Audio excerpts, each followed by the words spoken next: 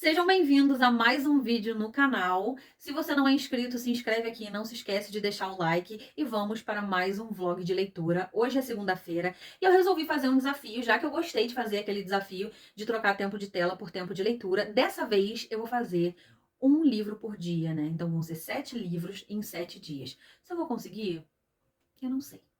Tá? Vai ser um grande mistério, pode ser que eu não consiga, mas a graça, gente, pra mim, pelo menos, é o desafio. Eu gosto de tentar. Se eu vou conseguir ou não, aí já é outra questão. E como hoje já é segunda noite, eu já consegui ler o primeiro livro, que é Bem-vindos à Livraria Yunandong. Gente, esse livro me surpreendeu demais, porque eu já tinha lido O Gato que Amava Livros desse gênero, né, romance de cura, e eu tinha gostado muito, mas é uma coisa mais... não é autoajuda, mas assim, gente, não tem outra palavra, não é autoajuda. É uma coisa meio frases bonitinhas e falando umas coisas motivacionais. Mas esse aqui me surpreendeu de uma maneira que eu fiquei completamente chocada, porque aqui ela vai fazer uma crítica social à Coreia. E ela vai falar de como funciona o trabalho lá e como é desumano, para ser bem sincera. Eles trabalham absurdamente e ela vai relacionar isso à leitura, porque lá tem pessoas que não leem livro nenhum o ano inteiro e não tem como. Porque se você trabalha o dia inteiro, você chega meia-noite em casa, se você não tem tempo nem de comer e dormir, que horas você vai ler um livro? E aí ela fala dessa questão toda do trabalho lá ser assim, de você ter que trabalhar cada vez mais e fazer muita hora extra também para se manter, porque o custo de vida é muito caro, e de você não ser valorizado, né? Aqui a gente vai acompanhar várias pessoas, a gente vai ter a dona da livraria, eu já esqueci o nome dela, Yongil.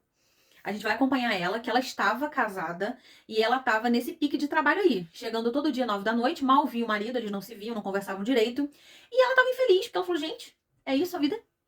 Não quero. E aí saiu do emprego, ela conversou com o marido, então ela achou que ele tinha apoiado ela e ela achou que ele também ia sair para ambos terem mais tempo, né? Poder realmente ter um casamento de fato. E ele não fez isso. E ela falou: então não dá pra mim, um beijo pra ti, vou embora. E aí ela abriu uma livraria. E ela falou: eu vou ficar nessa livraria aqui por 2 anos, depois eu penso o que eu faço na minha vida. Era tipo um plano de emergência, sabe? E ela investiu todo o dinheiro dela nessa livraria.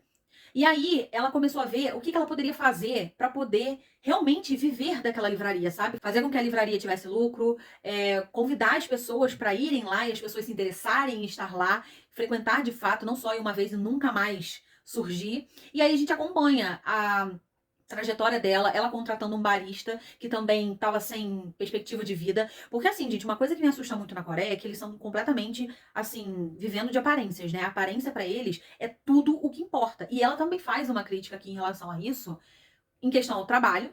Se você não consegue um trabalho, você é um fracassado. Em questão do divórcio, porque a Young-Yu, ela se divorciou, a mãe dela nunca mais olhou pra cara dela. Porque ela não queria ter uma filha fracassada. Problemático em tantos níveis. E aí, o barista, que eu, gente, eu nem vou tentar pronunciar o nome dele, porque são nomes tão difíceis. Deixa pra lá. Vamos chamar só de barista. O barista, ele foi procurar um emprego provisório também, porque ele tava numa cobrança absurda. A gente, a minha geração, falando agora de mim, né, que eu tenho 29 anos, mas vamos ficar só entre a gente aqui. E a minha geração, a gente foi ensinado de que se a gente estudasse igual um condenado, fizesse faculdade, era certo de que a gente teria um bom emprego e seria bem sucedido. Sabemos que não. Mas a gente gerou uma cobrança tão excessiva na gente em relação a isso, porque se a gente não conseguir um emprego depois da faculdade, a culpa é nossa. A culpa não é que não tem emprego e que tem mais 60, 70 pessoas no mesmo lugar querendo o seu emprego também. Não é, é sua. Então, ele passa exatamente por isso. E, gente, eu nunca me identifiquei tanto com ele. Porque a famosa geração millennial, né, que falam que a gente é quem viveu dos anos 90 até 98, eu nunca entendo muito. Mas é a geração que mais tá lelé da cabeça, pelo que eu tô reparando. A gente sempre se cobrou muito, a gente sempre achou que era igual uma receitinha de bolo, sabe? Eu vou crescer, vou estudar, vou sair da escola, vou fazer a faculdade e automaticamente eu vou conseguir um emprego que vai me deixar rico. Era isso que eu escutava, era isso que me prometeram. Eu não achei ainda, mas tudo bem, vamos deixar a crise existencial pra lá. E aí, ele tá passando por isso. Ele tem vergonha de falar pros pais que ele não consegue um emprego. E automaticamente, ele acha que ele é um fracassado, as pessoas à volta dele acham que ele é um fracassado. E ele acha que todo mundo que fez faculdade com ele está num belo emprego, todo mundo feliz e contente, e só ele deu errado. Porque foi isso que foi passado pra ele. Só que ele vai ver que não é bem assim que funciona, que pode ter mais gente no mesmo barco que ele. E assim, essa coisa da cultura da Coreia de viver de aparência, gente, me deixou muito assustada. Muito assustada. Porque Como que você para de falar com um filho só porque ele se divorciou? Não é um fim do mundo, gente. Que isso? Eu não consigo expressar a revolta que isso me dá, porque, sabe, se a sua filha tá infeliz, o seu filho tá infeliz, você vai querer que ele continue no casamento só pra ele não envergonhar a família. Enfim, né, ainda bem que eu nasci no Brasil, que se fosse lá eu teria mandado todo mundo cagar. Mas vamos seguir aqui. Hoje eu estou muito faladeira, gente, desculpa.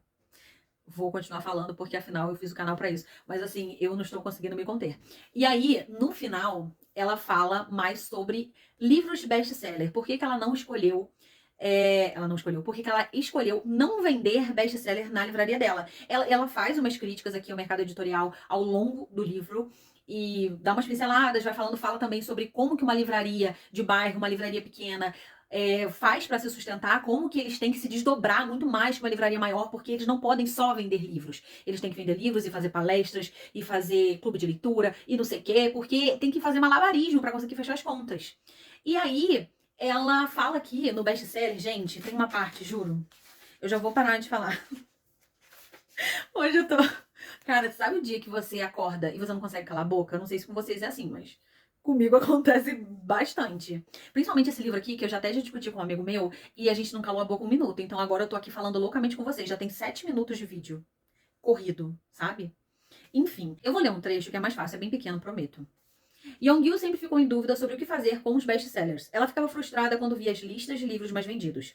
O problema não eram os livros em si, mas o fato de que as listas continham sempre os mesmos títulos.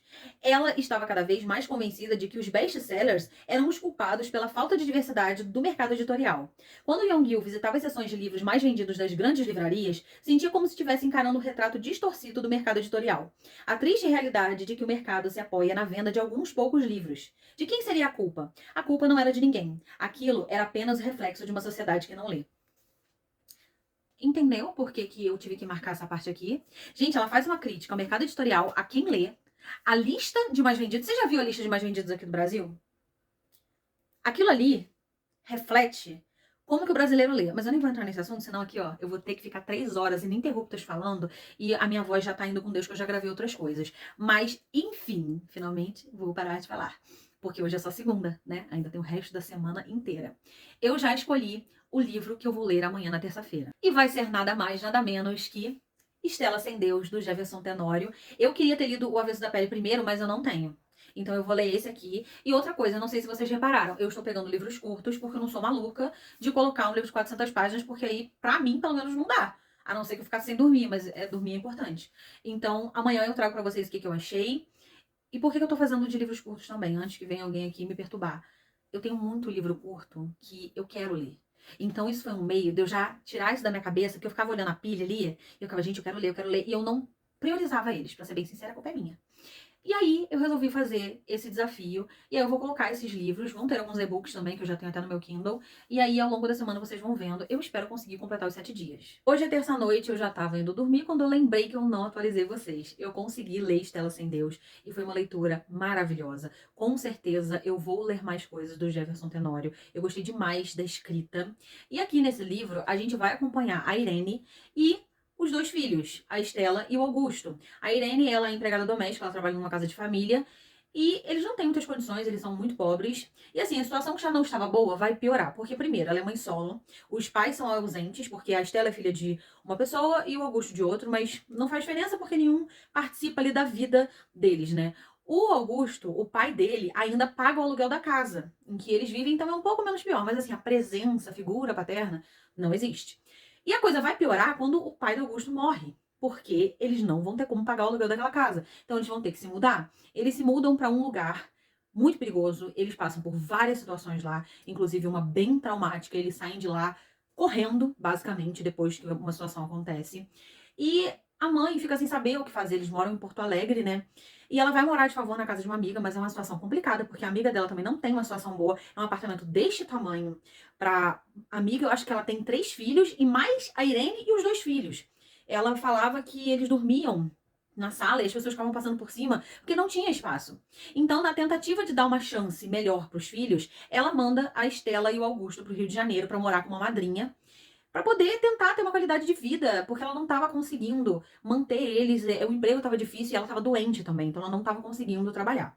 E aí eles vão morar no Rio de Janeiro, e aí a gente começa a acompanhar algumas situações da vida deles. Assim, melhora um pouco? Melhora um pouco. Mas assim, eles são adolescentes e não é fácil você parar de morar com a sua mãe do nada e ir pra uma cidade completamente diferente, é tudo muito novo. E aí surge o porquê desse título. Que eles vão começar a frequentar uma igreja, pelo que eu entendi, uma igreja evangélica. Eu não sei se eles falam o nome aqui de qual é. Eu acho que não. Mas ela fala que, tipo, ela nunca teve essa coisa de religião na família dela, de frequentar algo, mas a madrinha exige, porque ela também é evangélica, e aí eles começam a ir. Só que eles começam a ficar um pouco fanáticos, eles começam a ficar, assim, meio doente com essa coisa toda de ficar obcecado com a situação. A Estela, ela começa a ver que tem algumas coisas erradas, porque o pastor fala que tudo é pecado. Então ela fica, gente, mas como que isso pode ser errado? Ela se questiona muito. Então ela vai saindo fora. Mas o Augusto não. Ele vira aquela pessoa obcecada, inclusive ele acaba dedurando a própria irmã para algumas situações que não tinha necessidade nenhuma. E aí a Estela e o Augusto voltam a estudar, porque eles estavam um tempo sem estudar. Eles já estavam sem estudar lá em Porto Alegre, porque eles estavam indo ajudar a mãe no trabalho, já que ela estava doente, e para não perder o único sustento que eles tinham. E aí ela volta a estudar, ela tem o sonho de fazer uma faculdade, ela quer melhorar de vida. E assim, várias coisas acontecem na vida dela. Aqui é um livro que a gente vai ver tantos assuntos, tantas críticas sociais. Primeiro, tem a questão do racismo, porque eles são negros, eu acho que fica meio óbvio por causa da capa, mas eu acabei não falando. Tem alienação religiosa, fala de abandono parental dos dois pais das crianças, né? Também fala sobre o quanto várias pessoas diariamente têm que lutar para ter o básico. E nem sempre elas conseguem isso, sabe? É muito fácil, às vezes, a gente julgar certas coisas, certas atitudes, algumas coisas que acontecem na vida das pessoas, quando a gente não está lá vivendo. Porque esse livro me fez refletir muito sobre como, às vezes, a gente pode ser cruel em julgar a vida dos outros com base na nossa vivência, né? Cada um tem uma vida diferente, não tem como eu julgar tendo, por exemplo, não passado por nada do que ela passou aqui. Porque ela passa por tanta coisa e assim, eu ainda acho que ela se saiu muito bem diante de tudo o que aconteceu com ela. Então eu acho que é um livro que causa muitas reflexões e isso aqui mostra muitas famílias no Brasil.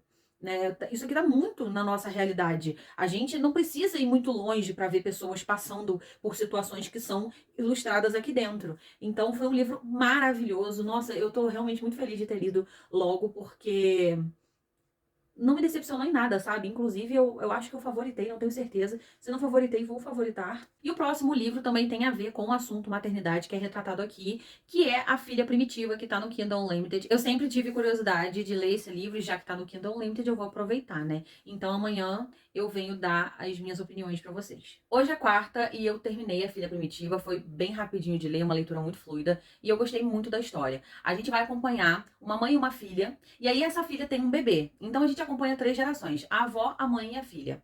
A mãe, ela não queria muito ser mãe, ela não aceita bem a maternidade, porque ela é nova, ela quer continuar fazendo as coisas dela, ela tá fazendo faculdade, ela não consegue ter uma ligação muito grande com a criança. E a avó também tem lá os seus problemas, porque, primeiro, as 3 sofrem o mesmo tipo de abandono, que é o abandono paterno. Elas não têm pai, nenhuma das 3, muito menos marido. E aí a gente também vai ver as dificuldades de você ser mãe solo, né? Tanto financeiramente quanto de você ter que estar ali dando 100% para a criança, você não ter uma rede de apoio. E a gente vai acompanhando o dia a dia delas, a relação da filha, da mãe e da avó. Não é muito boa, porque elas não se entendem muito, chamam a mãe de ingrata em alguns momentos, sendo que assim, ela só quer saber quem é o pai dela. É uma coisa que ela questiona muito o livro inteiro, quem é o pai dela. Porque a avó não conta a história. Ela não quer falar sobre isso e ela não entende, porque ela acha que ela tem o direito de saber. De certa forma, ela tem. Mas assim, são situações que foram traumáticas. Assim como pra ela, que hoje a filha dela também não tem pai, não foi uma situação legal. Só que ela tanto insiste ali que a avó decide contar. E aí a gente vai descobrir por que ela não queria falar, sabe? E depois acaba que gera uma situação de afeto ali entre elas, porque elas não têm muito isso, elas são meio hostis uma com a outra, até por conta da realidade em que elas vivem, da forma com que elas foram criadas. Tem várias camadas do porquê elas são assim, um pouco mais secas umas com as outras, né? Mas eu gostei muito desse livro, porque eu acho que, assim como Estela Sem Deus, ele vai ilustrar uma parte da sociedade que vive isso. Porque a gente sabe que, infelizmente, isso não é só ficção, né? Tem muitas pessoas por aí que não têm o pai registrado na certidão de nascimento, porque quando a mulher estava grávida, o cara, ó, meteu o pé e nunca mais viu a pessoa. Então isso é uma coisa bem próxima. Eu acho que é uma realidade muito triste, infelizmente, né? Porque muitas vão crescer com essa dúvida também de quem é meu pai, eu quero saber o nome, quero saber o que aconteceu. E assim, nem sempre saber é o suficiente, sabe? Porque a mãe soube quem era o pai, mas da mesma forma, ela nunca vai ver esse homem. Porque elas não moram nem no mesmo lugar mais onde a avó morava quando era mais nova, sabe? Mas eu gostei muito do livro, eu dei 5 estrelas. E vamos escolher o próximo. Gente, eu espero que eu não tenha ficado confuso de entender, porque é muito difícil explicar um livro em que os personagens não têm nomes e em que a avó ao mesmo tempo é mãe, a mãe ao mesmo tempo é filha. É muito difícil, eu espero que eu tenha conseguido, tá? E o próximo livro que eu escolhi pra ler amanhã na quinta-feira é Bruxas da Noite. Gente, eu sempre tive curiosidade pra ler esse livro e eu finalmente consegui comprar. E eu parei de enrolar, né?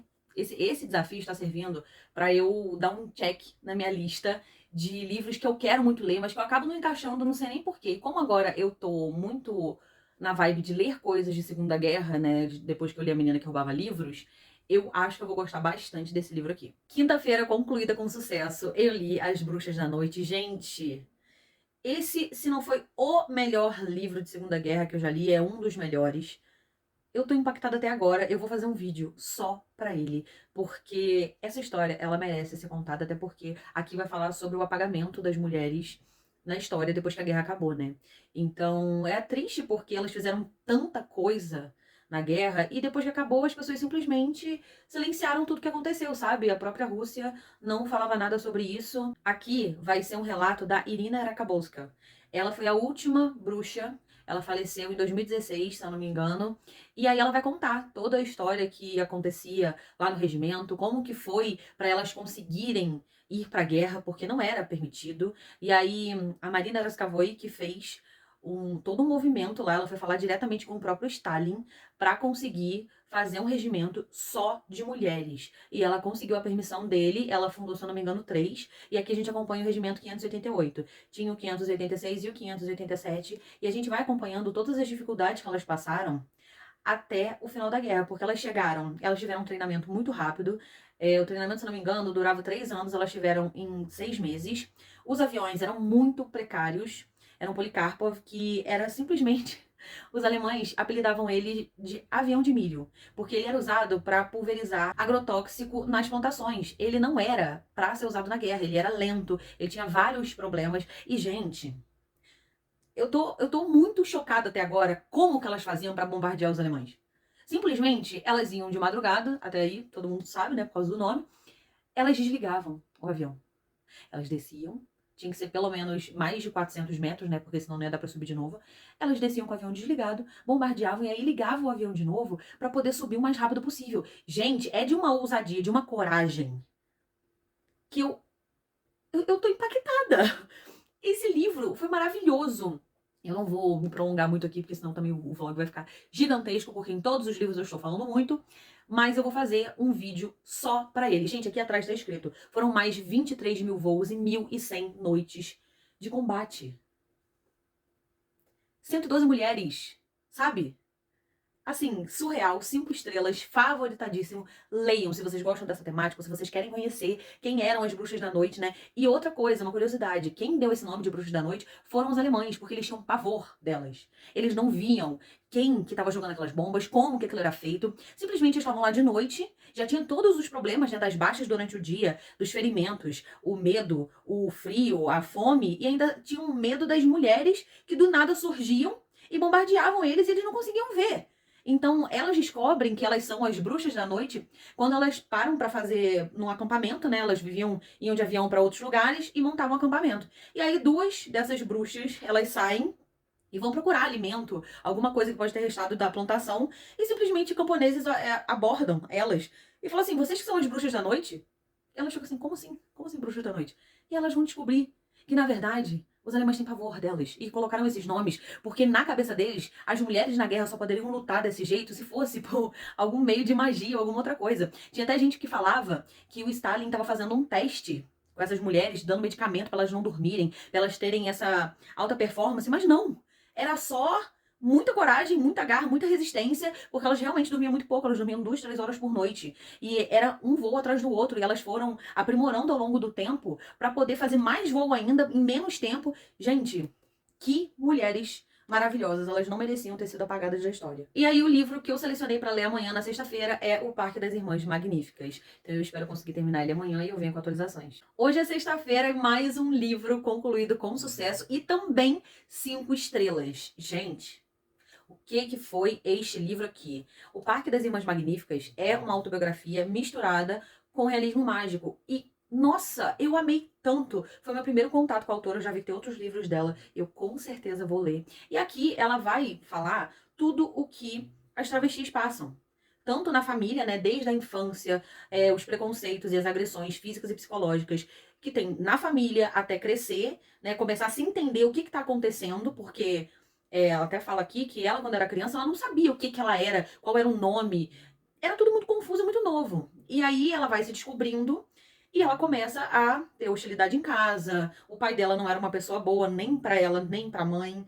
E aí ela sai de casa e, infelizmente, o único caminho que ela encontra é a prostituição, porque oportunidade de trabalho não tem para travestis por causa do preconceito das pessoas. E ela vai falar aqui de diversas coisas, da expectativa de vida, que infelizmente é muito baixa, das doenças, da AIDS, que é muito presente, das dificuldades financeiras, que por mais que elas trabalhem, né, na prostituição, não significa que elas vão ter uma vida confortável, que elas vão conseguir dinheiro suficiente para as necessidades básicas, sabe?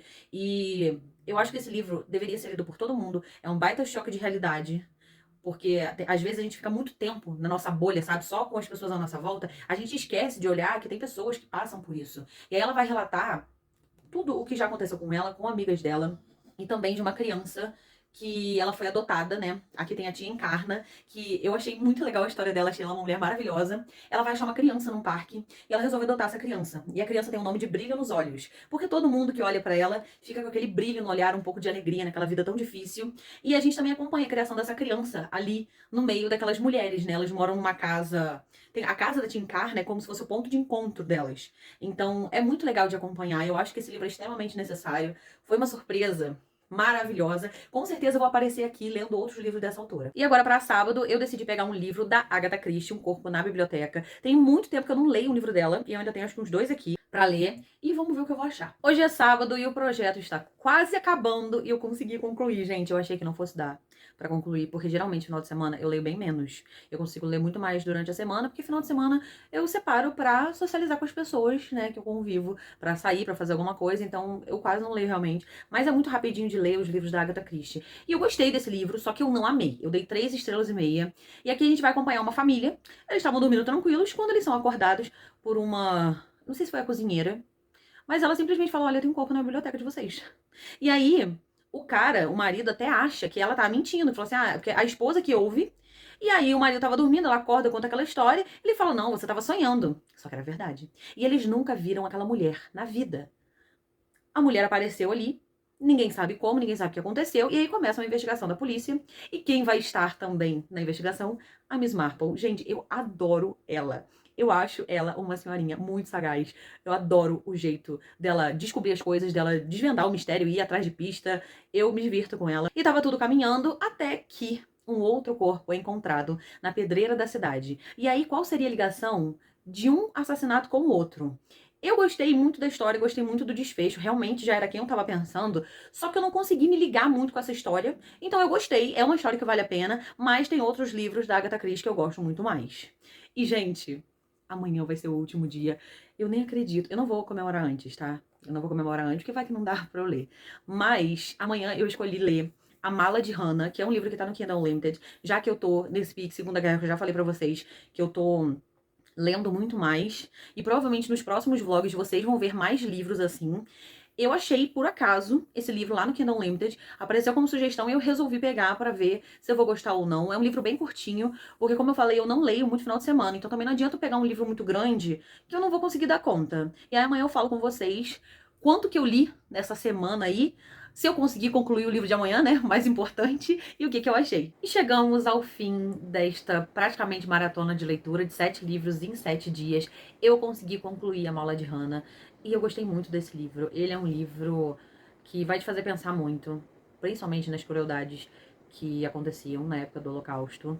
E a gente vai acompanhar 3 narrativas. A Hannah, né, e a sua família ali, na época de 1930 e 1940, como que tudo começou a acontecer com eles, quando que eles começaram a parar de ter liberdade, que os bens deles foram confiscados, eles tinham que declarar tudo, enfim, eles não podiam sair da cidade. E a gente vai acompanhar também uma diretora de um museu no Japão, que se interessou pela vida dessa menina, porque o que sobrou dela realmente foi a mala, que tinham coisas escritas, inclusive que ela era órfã. Tem várias fotos nesse livro, eu achei muito legal, porque dá pra gente ver onde ela morava, essa mala, a foto dela. E aí ela fica curiosa pra saber quem foi essa menina, pra pesquisar mais. Ela começa a fazer também um projeto com as crianças de lá, para poder contar a história, justamente porque ela fala uma coisa que eu sempre repito aqui, e muitas pessoas também repetem, que a história não pode ser esquecida, para que ela não seja repetida. Então as crianças, elas começaram a conhecer a história da Hannah e ficaram muito chocadas quando souberam que ela tinha 13 anos quando ela foi mandada para o campo de concentração. E muitas crianças ali tinham essa idade, ou tinham um irmão com uma idade parecida, então foi um choque muito grande para elas. E a gente vai acompanhar também a narrativa de um homem no Canadá. Então são 3 pontos de vista. Eu gostei muito desse livro, ele é super curtinho de ler, vale muito a pena, tá no Kindle Unlimited, tem a versão física também pra quem prefere. E óbvio que eu dei 5 estrelas. E no final disso tudo, eu resolvi somar quantas páginas eu li, só pra ter uma ideia de quanto eu consegui ler nessa semana. E foram 1.323 páginas. Eu escolhi livros curtos, eu acho que o maior foi o Bem-vindos à Livraria Yonandong, com 272 páginas. E o menor foi A Filha Primitiva, com 96 páginas. Eu amei fazer esse projeto. Eu vou fazer mais vezes, com certeza. Não sei se vocês gostam de desafios, mas eu adoro. Se vocês quiserem que eu faça mais, deixa nos comentários. Ou algum desafio diferente, pode deixar aqui também, porque eu adoro gravar esse tipo de coisa. E é isso, até o próximo vlog.